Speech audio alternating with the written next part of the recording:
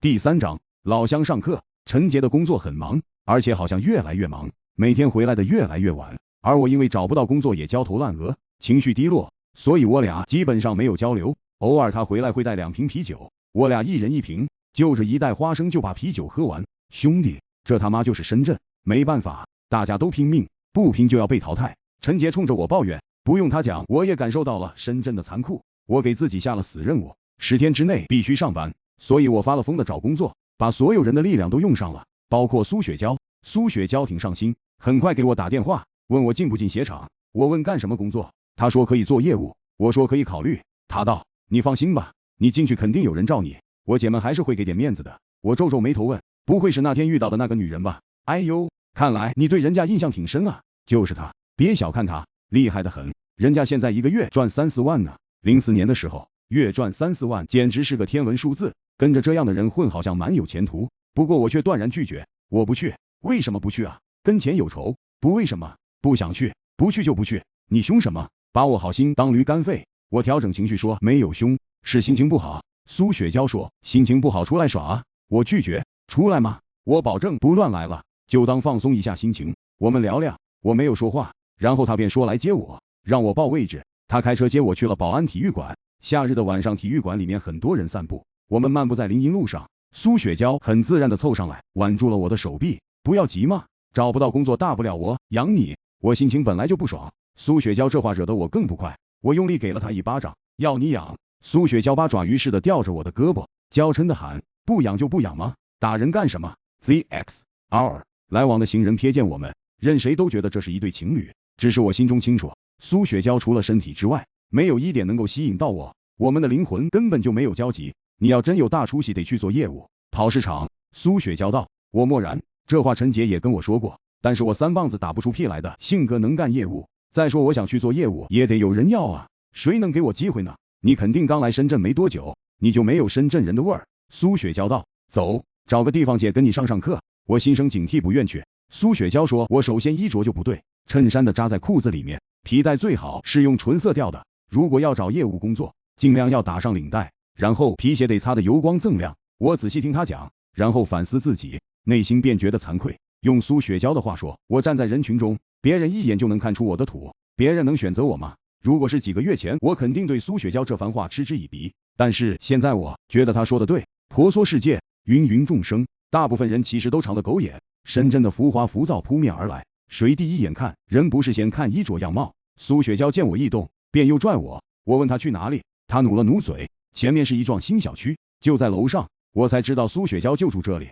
她家在10楼，2房1厅的房子，装修得很温馨舒适，尤其是沙发软软的，坐在上面特别惬意舒服。苏雪娇从卧室里拿了2个袋子出来，一个袋子装的是男士衬衫和裤子，另外一个袋子装的是1双皮鞋。你试试吧，别用那种眼神看我，专门给你买的，不贵。我还是没有动。苏雪娇道，里面有小票，找到工作了以后还我。我最终还是没有熬过他，换了一身新衣服。苏雪娇手把手的教我打领带，然后跟我讲衬衫应该怎么洗，洗好之后应该怎么熨烫，还有我的头型适合什么样的发型，刮胡子要用什么样的剃须刀。总之是无巨细都跟我交代的很仔细。我按照他的要求，把自己从头到脚收拾了一番，看到镜子里面的人变化果然很大，很难想象镜子里的人1个月之前还是工厂里穿蓝皮衣服的土不拉几的工程师。我自己都觉得蜕变得太快，失恋和失业的痛苦，来深圳之后屡屡碰壁的苦闷，让我走出了舒适区，让我不得不颠覆性的否定自己，然后尝试改变。苏雪娇很满意我这一身装扮，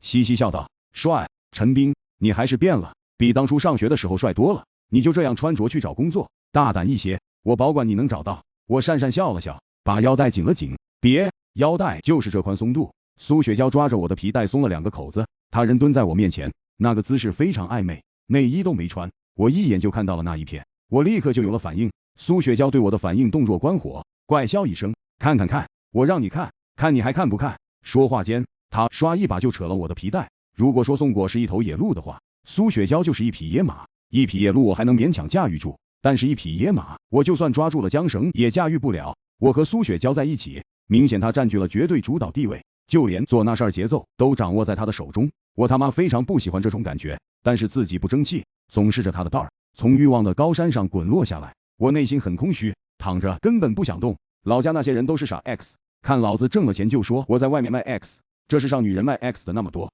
你看谁在深圳买车买房的？苏雪娇像猫一样趴在我胸口，嘀咕道。我多半认同苏雪娇这话，但是还是想问她现在干什么事儿，还有她哪里来的第一桶金？我的问题不能问，所以我选择闭嘴。对我来说，现在首要的是找到工作，不求其他的，先求在深圳这地方不饿死。接下来几天找工作顺利了很多，至少有了几次面试的机会。做到这一点，仅仅是苏雪娇帮我做了一点点改变，这让我意识到要在深圳生存，我的很多固有的观念、思想和认知可能都要改变。这些改变无关道德，仅仅只是因为适者生存。我不知道完成这些改变要经历多少攀爬和挣扎，但是我开始有了心理准备。在我给自己限定期限的最后一天，我终于找到了工作。这家公司名字叫博越网络科技公司，名字很响亮。面试我的女经理叫马从静，是个很干练利落的人。她没有跟我多交谈，便问你想要多少薪水？我咬牙报了一个数，3000。这个目标太小了，你这个数在我们公司基本属于垫底。她瞟了我一眼，